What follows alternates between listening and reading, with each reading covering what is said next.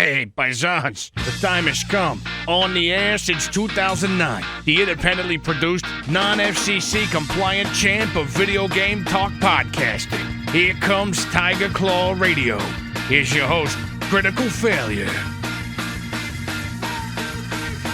Yes, friends, you're listening to Tiger Claw Radio. It's that time again, and I'm your host, Critical Failure. Very special week here on TCR. We got a bunch of stuff. We're going to talk about the Twisted Metal TV series. We're going to talk about, last week I teased the Tomb Raider remakes, or not remakes, but enhanced editions, so I went through some details about that this week. Got an old school on the desk segment, an old school fail bag. It's going to be really, really good. Also, we got a follow-up on last week's Final Fantasy VI piece from our good buddy Hemrock. All that and more coming up, but to kick things off, we're going to go back to the top 40 tracks of the 8-Bit Collective. That is top 40 of an 8,000 track collection. And we're winding down. We've got 2 more to go. So, my CD drive just popped open on my tower. That hasn't happened before. So we're running out of time. And the second track is Spectranosis from Fear of Dark. If you're not familiar with Fear of Dark... Oh my goodness. We good? We good? I bumped the mic pretty hard there. If you're not familiar with Fear of Dark, they worked with Nathan Barnett back in the day. They did all the music for the Keith Apicary shows, you know, his music videos, or he's singing about Neo Geo and stuff. All the actual music in those is done by Fear of Dark. So here's Fear of Dark, number 2 on the top 40 8-Bit Collective. You're listening to Tiger Claw Radio.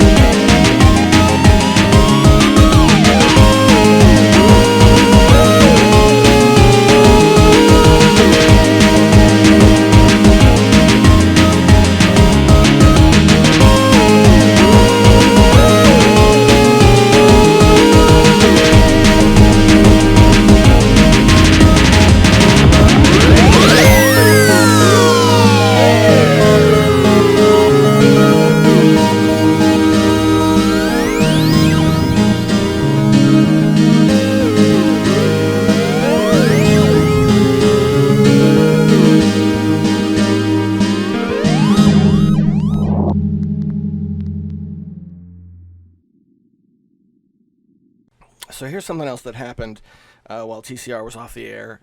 Twisted Metal aired on Peacock, the Peacock Network, the Twisted Metal TV series, and I watched it. I knew it was going to be terrible, and I was actually impressed. Like, I knew it was going to be terrible, but the show also knew it was going to be terrible, so instead it sort of leaned into it and, like, made it, like, really ridiculous and corny. But because it's Twisted Metal, it kind of worked, kind of. I actually thought it was pretty good. It wasn't super woke either. I mean, a little bit. The female lead like kept stabbing the male lead in the back, which is super woke. But all in all, not a bad show. I don't know the actress's name, but the female lead was played by the woman who does the voice of the main character in Encanto, which is a big movie in my house. We liked Encanto, so it's really funny to see her in this sort of crazy role doing crazy things.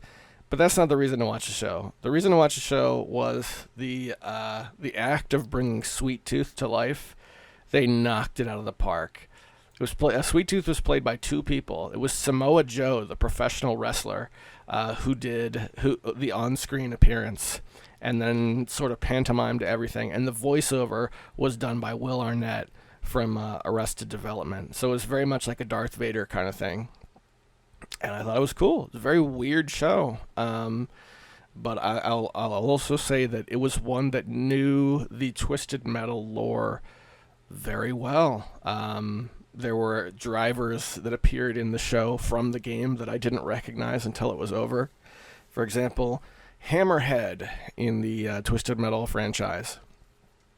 In Twisted Metal 2, Hammerhead was driven by two guys, Mike and Stu, and they appear in the show.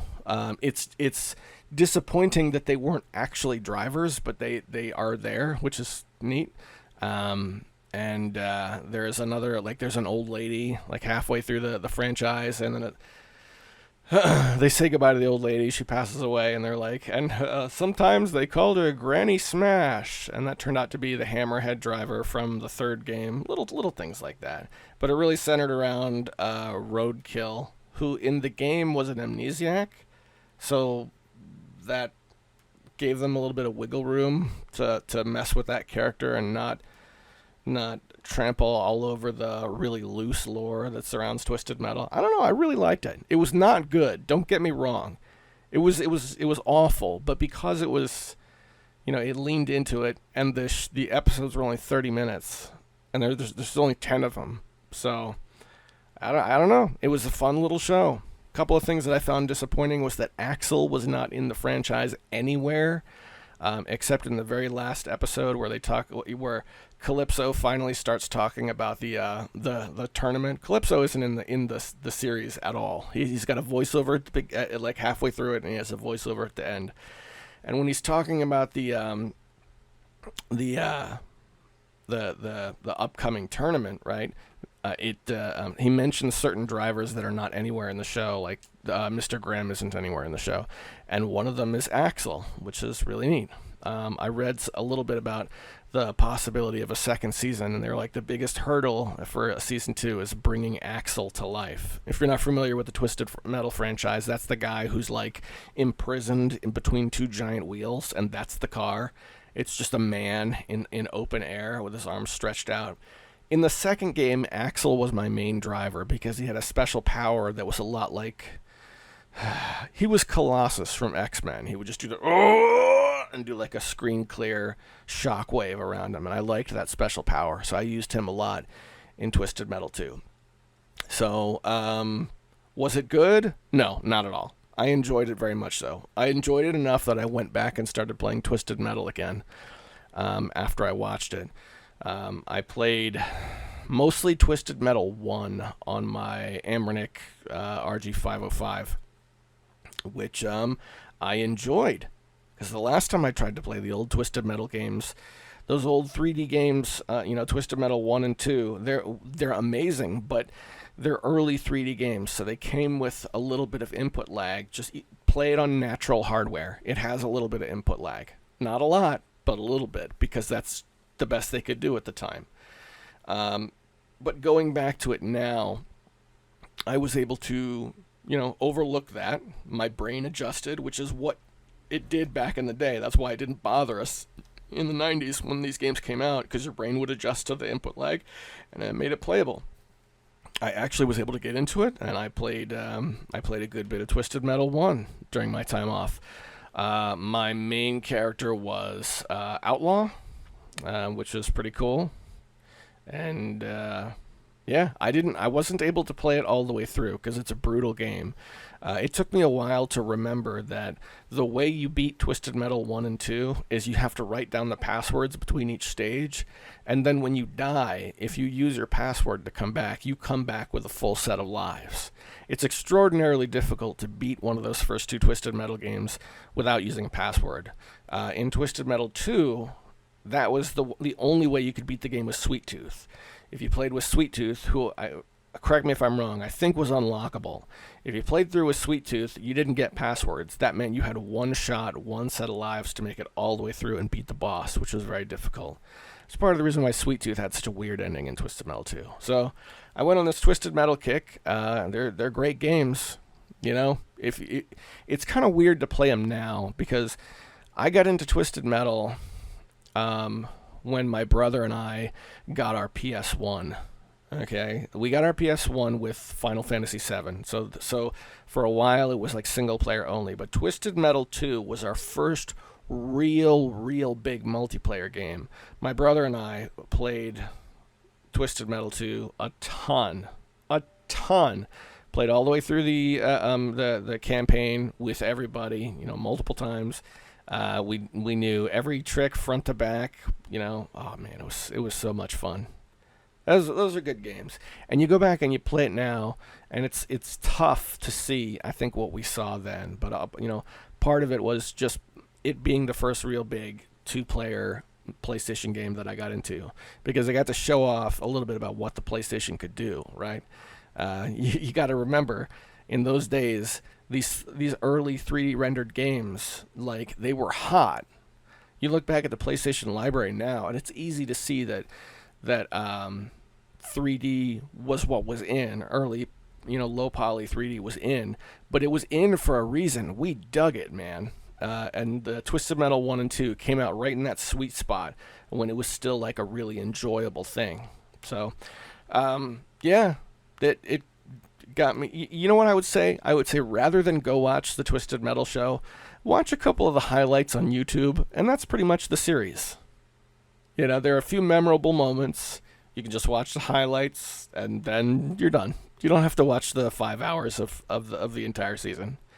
And then go play the game, because the Twisted Metal games are great. And that's all I have to say about that.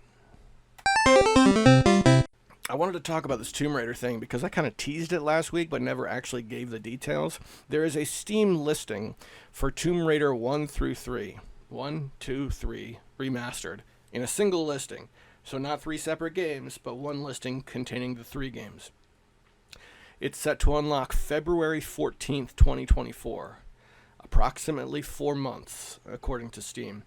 For me, it's a godsend. It's the original Tomb Raider games, I love them, and you can get them for super cheap, but they don't have native controller support because they are the old, computer releases. They work well with joy to key, but it takes some doing. You have to know what you're doing in order to make it work. So I've only really ever played the first one that way, with an honest try-through. So this will be really cool. In addition to that, what was that sound? Did it crash? Nope, I guess we're okay.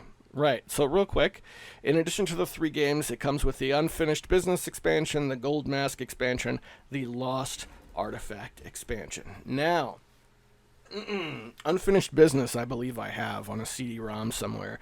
But these are 3 expansions that, until now, they were just gone. They're just lost in digital decay.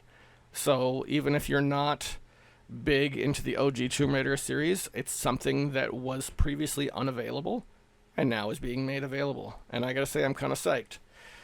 The price is, $30 for the 3 games remastered. Actually, not that bad.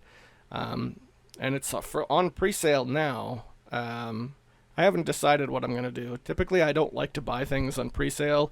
Let's let it come out, and that way everyone will know if it doesn't work or something weird like that. But yeah, that's the thing. If you've never experienced the old Tomb Raider games and you've thought about giving it a try, this looks like a good way to do it. All right, boys and girls, right about now in the show is when I like to take a minute to thank the sponsors.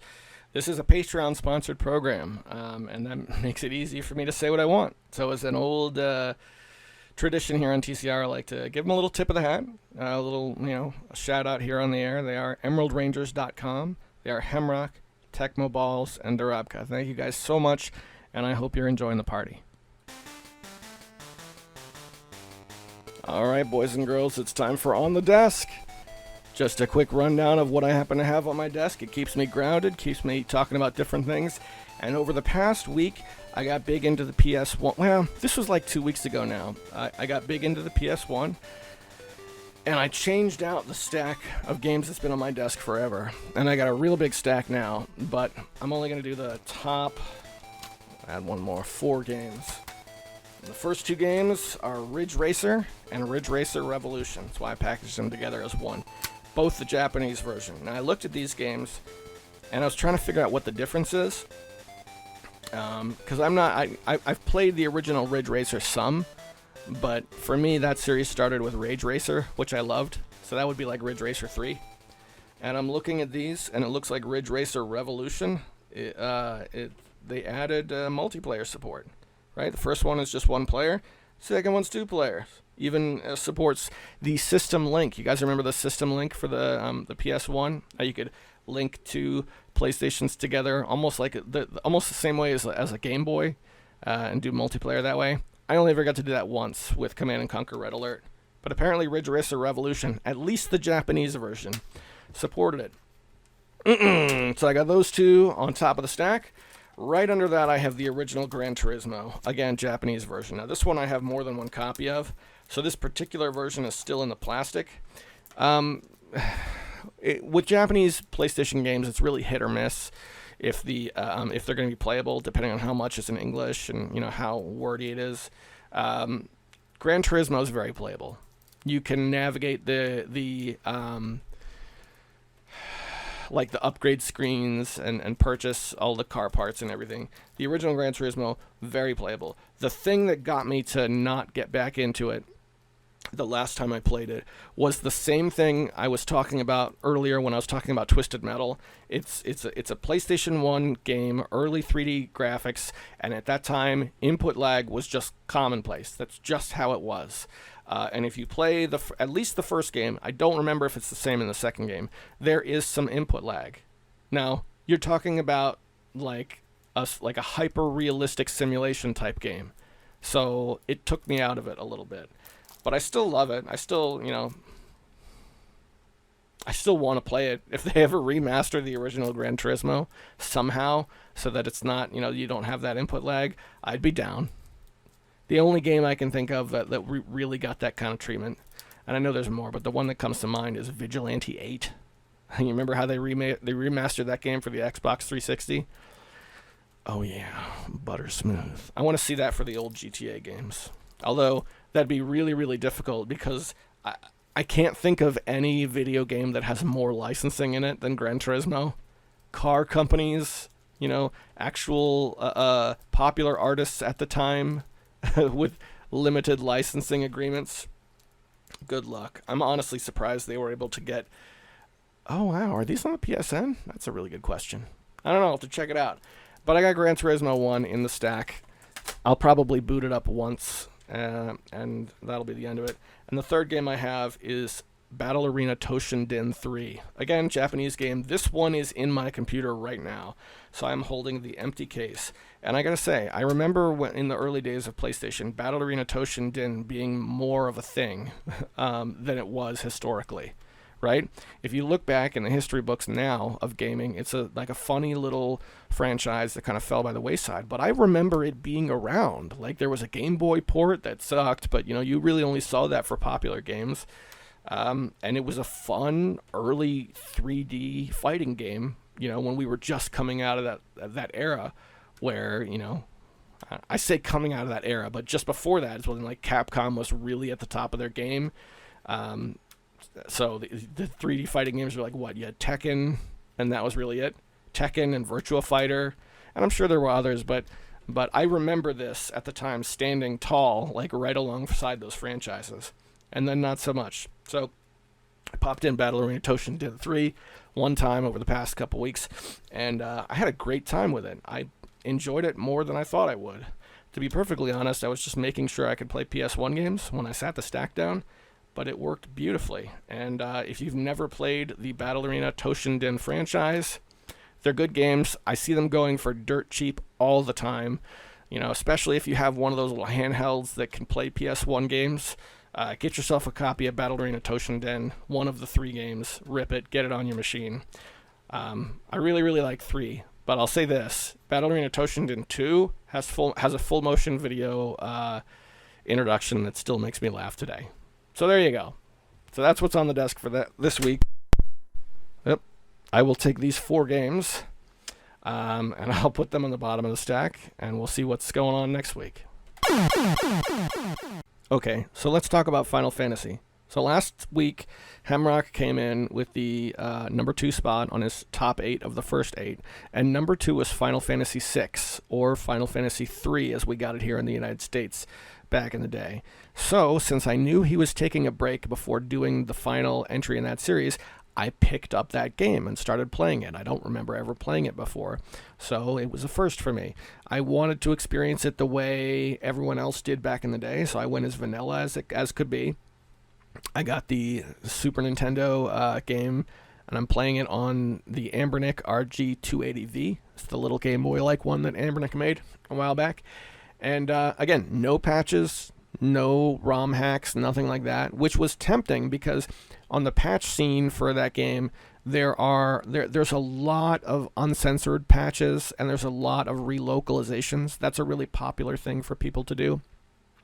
And I didn't read too much into what they were changing. The only thing that sticks out at me is if you load up the Japanese ROM, the title screen is completely different. Like they had the logo on fire or something, and I don't know why we didn't get that in the States, but whatever. But be that as it may, wanted to play it, the way we got it. So away I went. At this point, I actually took some notes on this one. Okay, so just before sitting down to record this, I went back and listened to his segment again. So I have a few things on it that I couldn't comment on before. The first one is he says that Final Fantasy VI, and forgive me because I continuously call it 3. I'm sorry. He says it has his favorite intro of any Final Fantasy game, and I wanted to follow up on that. Yes, it's good. My favorite of any Final Fantasy game, and this might be cheating because it's not within the first 8, but my favorite is Final Fantasy IX. And of course, just like you, it's because I played it when back in the day, and it was, it left an impression. So if you're, an adult now and you go back and play it for the first time, it might not. But when I was still doing video essay format, I did one on Final Fantasy IX, and specifically not just the introduction, but the first hour of that game, I think did a better job than any other Final Fantasy game in terms of setting up what the goal was, who the main characters were, and why they were pushing towards the goal. My favorite part of that game is how crazy the Queen looks in Final Fantasy IX, because she doesn't have any dialogue in the cutscenes, because that wasn't a thing in those games. She just looks really ugly and crazy, and that's enough as a player to get you to not like her or know she's up to no good. I thought that was brilliant and something you won't see today. So Final Fantasy IX, go back and replay the first hour. I know it's a commitment to play through a Final Fantasy game, so I'm not asking that. But as an FF guy, that might be worth experiencing again. And come on, the sword fight, that they do on the play, the mock sword fight that gets memed a lot. 99% of the nobles were impressed. It's great stuff. I love it. But let's get back to Final Fantasy VI. I'm playing this essentially for the first time. However, that said, I did experience some serious deja vu very, very close to the beginning. It's the first time you get control and you're walking around on the world map. You got to kind of go south and find the town or whatever. I distinctly remember having done that part before. So I get the feeling I tried it on an actual Super Nintendo when I was a kid, but never made it to a second session. But that said, that's all I remember. I don't remember any of the characters, any of the story, or really any of the gameplay, to be perfectly honest. So essentially playing it for the first time. Excuse me, sorry. Oh, that's a big no-no in podcasting. Terribly sorry. He mentions Mode 7 on the map screen, but I noticed it does not let you rotate the screen, which I guess was not a thing until the PlayStation era. So I was trying the top buttons, trying to rotate the screen to look for the town, and it couldn't, and it was like, oh, man. But, that's the way they were back. That's the way it was back then. It was still revolutionary. Also playing through it, my Ambernic 280V started fritzing out. Now, this is a hardware thing, so I'm not going to hang up on it too much, but the battery meter isn't working anymore. It still holds a charge, still does, I can still play it for X amount of hours, but I can't tell how much battery life is left because it always tells me it's empty. It's weird. The charger will charge the battery, but it will not raise the meter to full anymore. So what are you going to do? I'm at the first scenario portion of the game that he talks about where the entire cast is split up into 3 parts, and you have to play through each part separately, and I've done 2 of the 3. So once I get through the 3rd part, then everybody reconvenes, and we get to move on with the game. And like Hemrock mentioned in his review, not a huge fan of that structure, but it's okay. One thing that's weird is that you're playing with different characters on, as you do each of the scenarios, but your items are consistent, right? So if you do them out of order, then you have the items, that you collected the previous time running through a scenario. So when you go to a shop and they have a piece of armor that is good for everybody, you have to buy one for everyone, not just the 2 people or 3 people that are actually in your party. So it takes a little, it's a weirdness of planning / manipulating the weirdness of the system. So I don't know. Not good, not bad in that respect, just sort of weird. Last thing that happened was I got stuck at a part where I met a character called Gao, who's like the weird tribal kid, in a large, strange field where no XP is awarded when you fight monsters, and the encounter rate is through the roof. I got stuck there for a while and almost stopped playing, but the last thing I did was find my way out, and that was the end of that scenario, and I will be playing it again this evening and pushing forward. Did a little research. Looks like it's about 60 hours to beat this game. That's, quick internet search for whatever that's worth. I know that sometimes it's like it can vary pretty wildly, but I don't see myself putting in 60 hours. So probably not going to play it through to the end. But I did want to keep playing, while Hemrock is breaking before we figure out what that last game is. So, my verdict, Final Fantasy VI, which I'm continuously calling 3, so far, really, really good. And, it's nice to get knee-deep into a game that is 16-bit and playable on every handheld under the sun. So, yeah, I gotta say, I highly recommend it.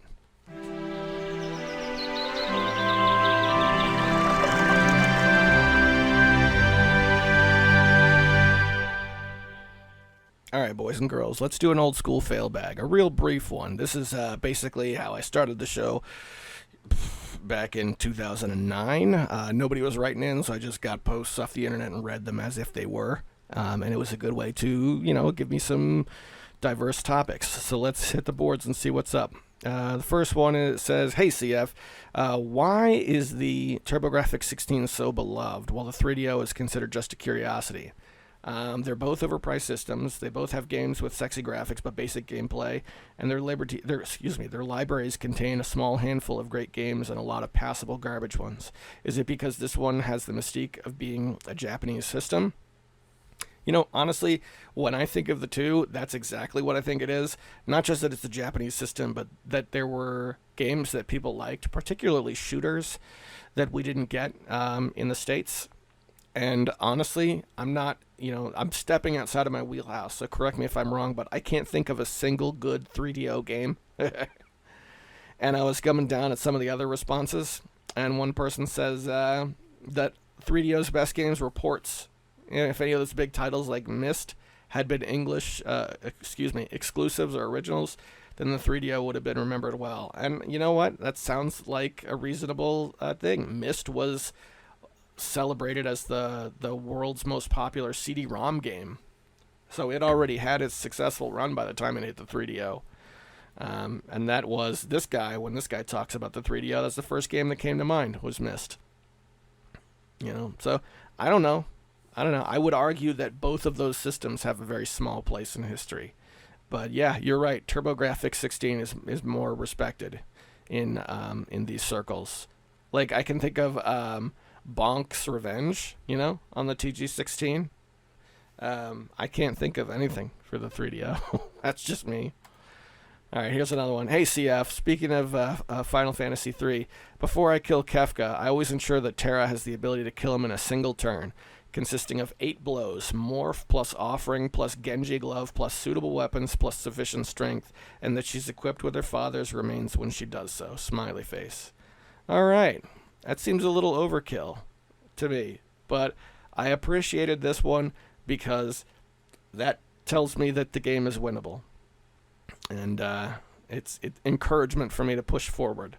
So, especially the thing I love the most about this is before I kill Kefka, I always ensure, as if this person has played through this game many, many times.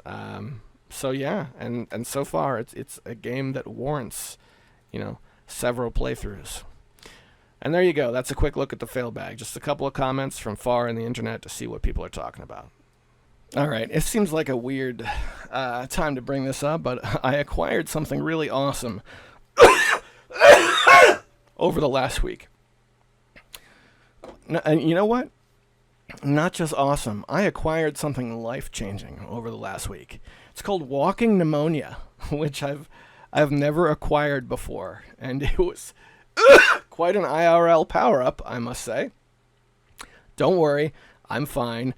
But the drugs make me hella dizzy and I'm coughing a lot. So we'll do what we can.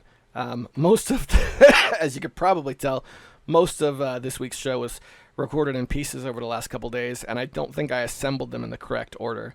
But now that we've come to right about the 30-minute mark, this is where I'm going to jump over and, see what people have been saying. We've got a few real cool comments. Hemrock, our good buddy, left some stuff in the Discord. People say stuff in YouTube. So let's see what's going on. And I want to kick things off with Emerald Rangers, because remember, if you're listening to this on YouTube, Emerald Rangers brought us back from the dead, okay? So the way we do it is the new episodes get published on emeraldrangers.com, and then a week later, I put them up on YouTube. Let's see. We have Kiss, The Final Curtain, Sydney 2023 review, going out with a bang. And then there's some, Sonic Frontiers Final Horizons update review, When Hard is Too Hard, and then we come to Tiger Claw Radio 464, the new Wizardry game. Didn't get any comments on there this past week, but check that site out if you've never been before. If you're listening to this on YouTube, you're listening to one that's a week old.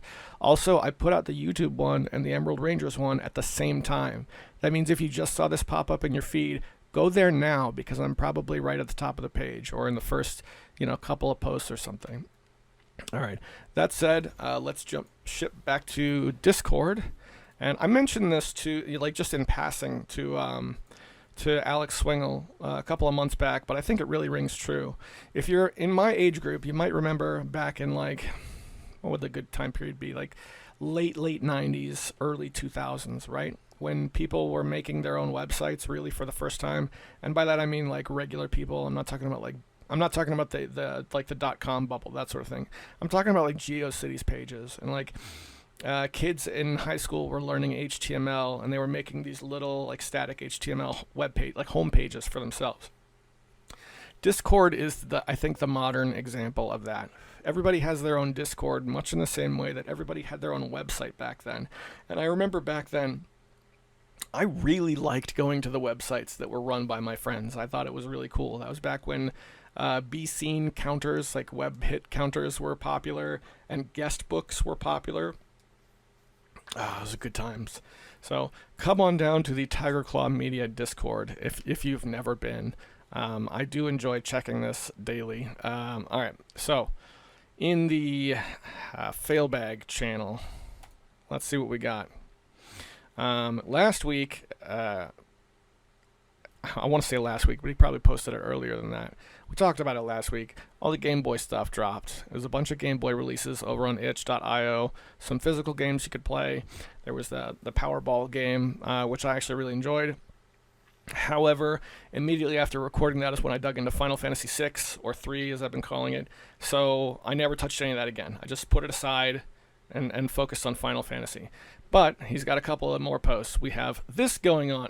Fediverse, the FEE3 2003 schedule announcement, the Fire Emblem universe. And I'm going to be honest, I have not opened this one yet. I'm not a huge Fire Emblem guy. My experience with Fire Emblem is as follows. There was a kid that I worked with when I was in plumbing, and I know this is super tangential, bear with me, who had a Game Boy Advance, and he was like a big pothead, and one day they fired him, and he left his Game Boy Advance in the truck, and I went to turn it into my boss, and my boss was like, we're not giving that to that kid. He stole a bunch of stuff. That Game Boy's yours now. And that really happened, and it just so happened that Fire Emblem was inside it. Okay, so the Fire Emblem E3 2003 schedule, which is shocking to me. I'm not going to go through this, but I didn't think E3 was a thing anymore. Didn't E3 get canceled? FEE3 is a ROM hacking and fan game event where okay, so it's not E3, it's the Fire Emblem E3. It's a ROM hacking and fan game event where we'll show off what we've been creating over the course of the past year. It's an exciting time to share progress with your fellow FE ROM hack and fan game enthusiasts. Now I'm interested.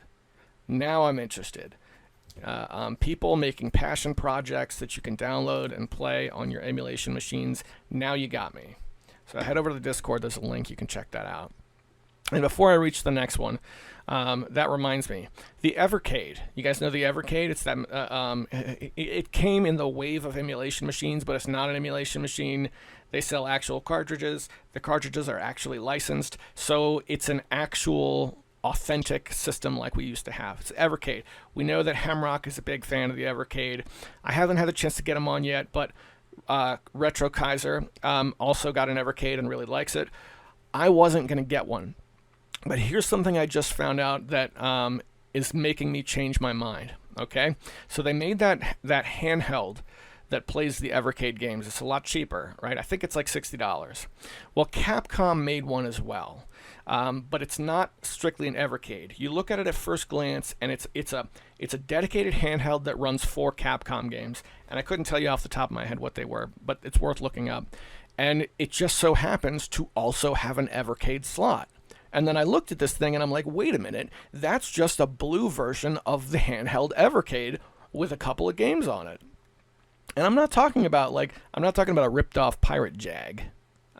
I'm talking about like Capcom cut a deal to make this, and it's official and authentic. And now I want one. Just a little something that plays Evercade games, so I have a reason to go after the ones that I really want. Technos Japan has an Evercade cartridge.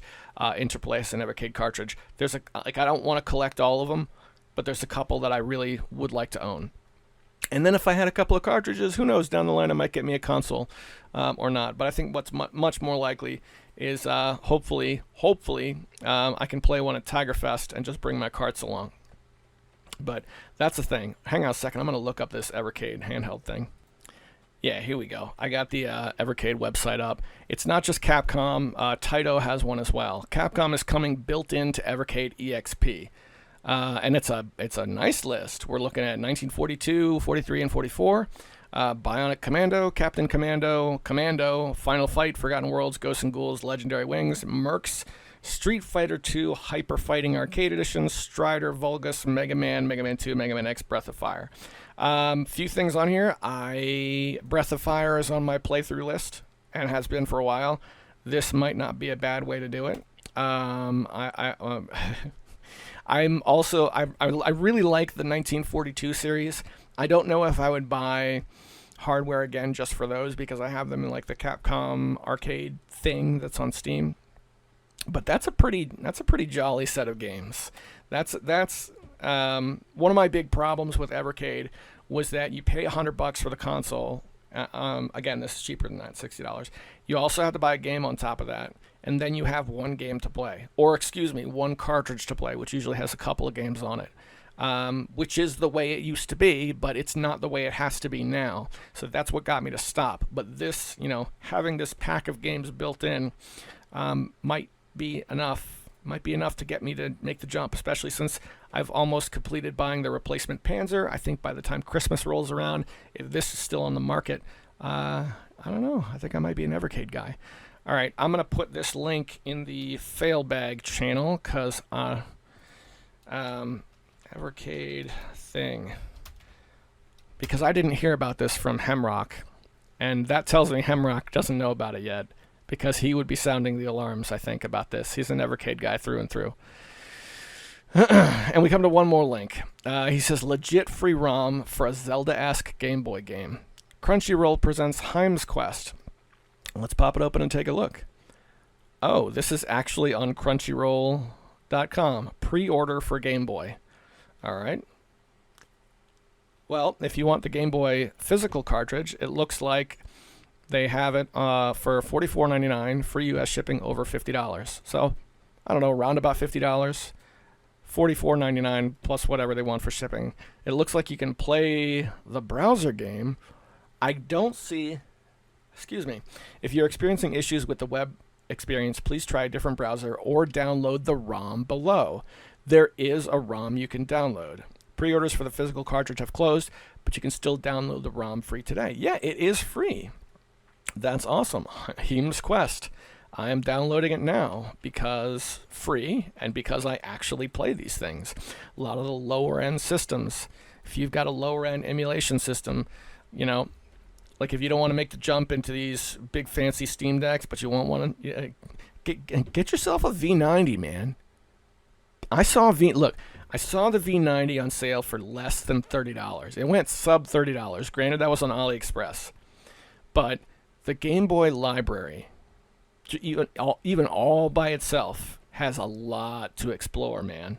This was a thing on Reddit. People were talking about, it wasn't the V90, but they were talking about the Ambernick Mini. I don't remember exactly what the serial number is or the model number, but it's the Ambernick device that came out that's super tiny. It's like their version of the Fun Key.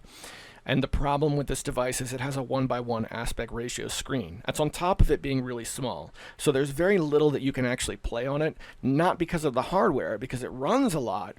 But if you try and play something, screen intensive, you're not going to be able to see. So I was reading, what do people actually play on it? And they play Game Boy games. It's a common misconception that the Game Boy had a 1:1 aspect ratio, because I don't think it did. It was pretty close to that, but not exactly. But you put a Game Boy game on a 1:1 aspect ratio screen and it's going to look good. So I don't know how much I care about this little Ambernick system, but reading about that, there was a lot of people who were exploring the Game Boy library for the first time. Because most of the people were like, before I bought this system, the Game Boy library to me was the thing that had Pokemon. I would download a bunch of games and I would just play Pokemon. Hey, you know what's a great Game Boy library game if you've never played it? Balloon Kid. It's a little quirky little side-scroller that goes in the opposite direction. Sweet little game. Very, very charming. Early life cycle Game Boy game. Nobody has talked about that game in over a decade. Play Balloon Kid. It's good.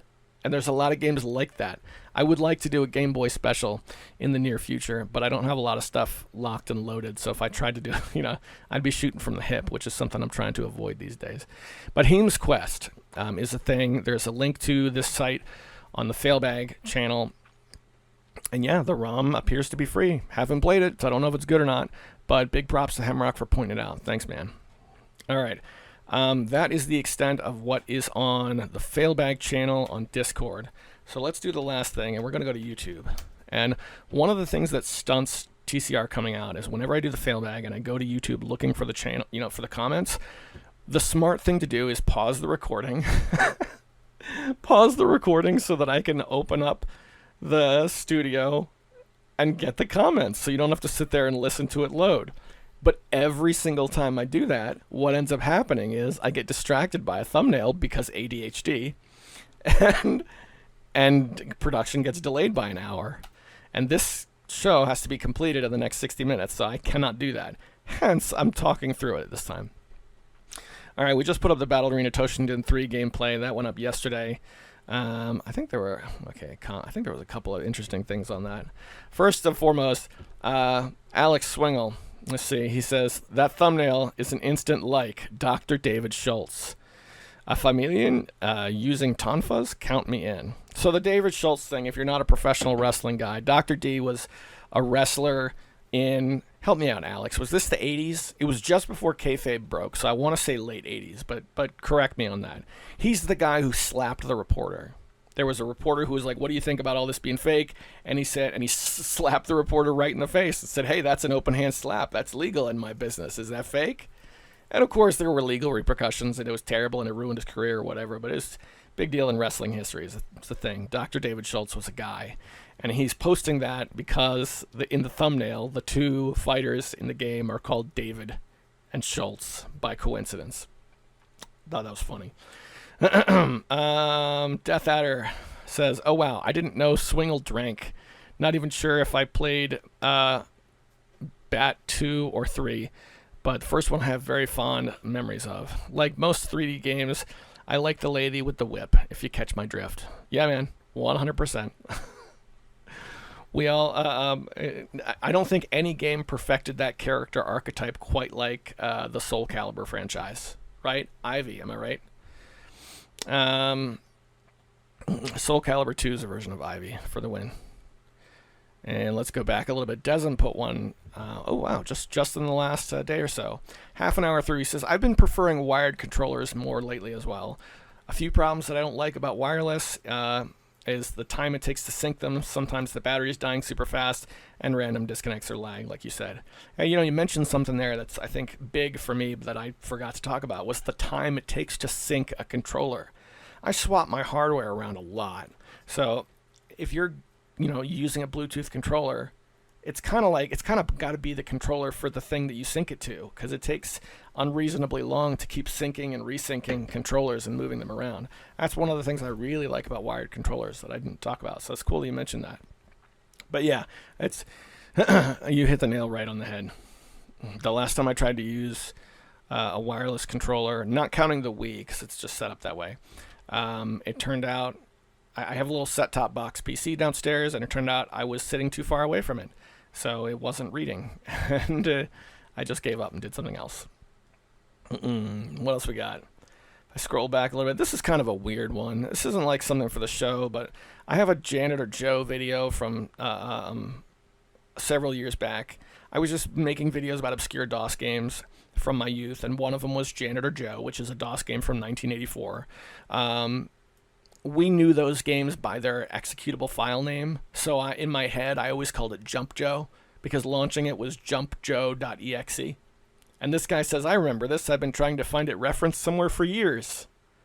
I can't imagine somebody trying to find Janitor Joe for years. But that was the thing, and I got a big kick out of it, so I'm glad you found your video, man. I love those old DOS videos. I wish I made more of them. One day I will make more of them. But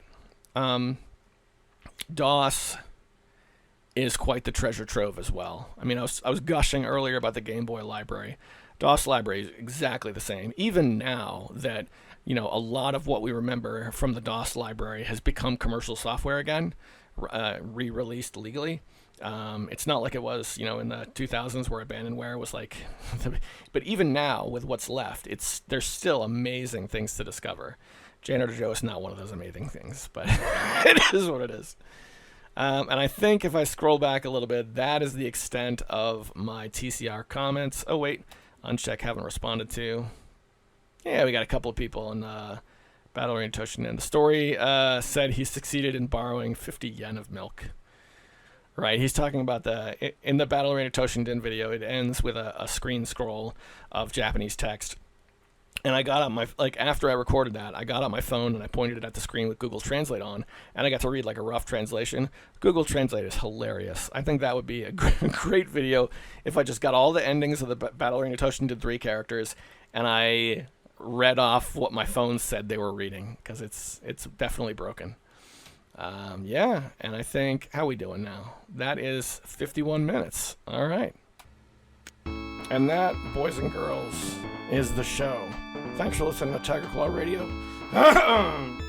Hope you had a good time listening to some chip tunes, hanging out, having a good time. Remember, next week is the last track in the Top 40 Countdown. We're going to do something special. So whatever it is in the meantime that you're getting ready to walk into in your life, just know that I'm rooting for you. Take care of yourselves. I'll see you next week.